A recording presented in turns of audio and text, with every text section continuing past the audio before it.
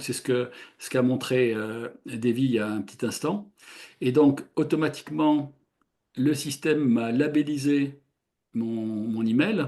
Et ce qui est intéressant maintenant, c'est que vous voyez à gauche, j'ai tous mes labels qui sont là. J'ai mes 6 catégories, urgence, crise, client important, opération courante, etc. Donc c'est exactement les 6 branches qu'on a vues dans le workflow.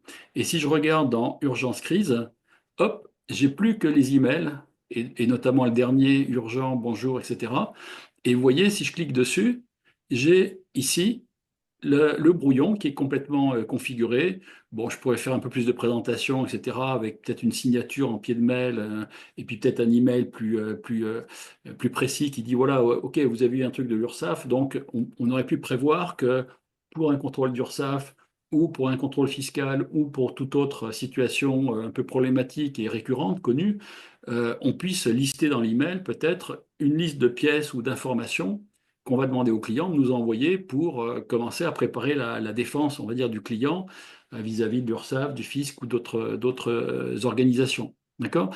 Donc ça, c'est complètement personnalisable et c'est complètement automatisé. Voilà. Donc là, ça veut dire que à tout moment, si vous dites, allez, je décide que désormais, je vais juste 2 fois par jour, par exemple fin de matinée et fin d'après-midi dans ma boîte mail, ben là, vous allez traiter par ordre d'importance ici les urgences crises, les clients importants, les opérations courantes de gestion. Et puis plus on descend, alors bon, c'est un prérequis, on peut changer ça après, hein, mais plus on descend, moins il y a d'urgence, ou il n'y en a pas du tout d'ailleurs, et tout ce qui est spam, ça pourrait être même dégagé automatiquement.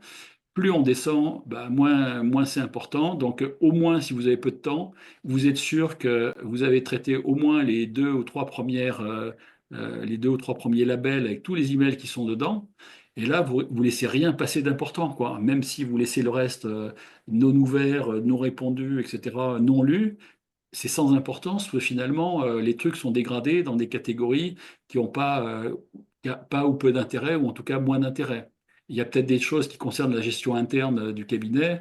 Bon, bah, si c'est un problème de facturation, peut-être que ça peut attendre 3 jours, alors qu'un problème de contrôle fiscal ou d'URSSAF, le client, il a besoin d'être assuré tout de suite, et donc il faut qu'on lui réponde tout de suite, quoi. Et le fait aussi parce qu'on a parlé de brouillon de réponse, mais peut-être que dans des cas très standardisés, on peut aussi envoyer un email automatique au client en retour, sans que ça passe par un brouillon, en disant tout de suite, OK, on accuse réception de telle chose. Voilà. Au moins, le client, il sait qu'on a pris en charge son problème, avant même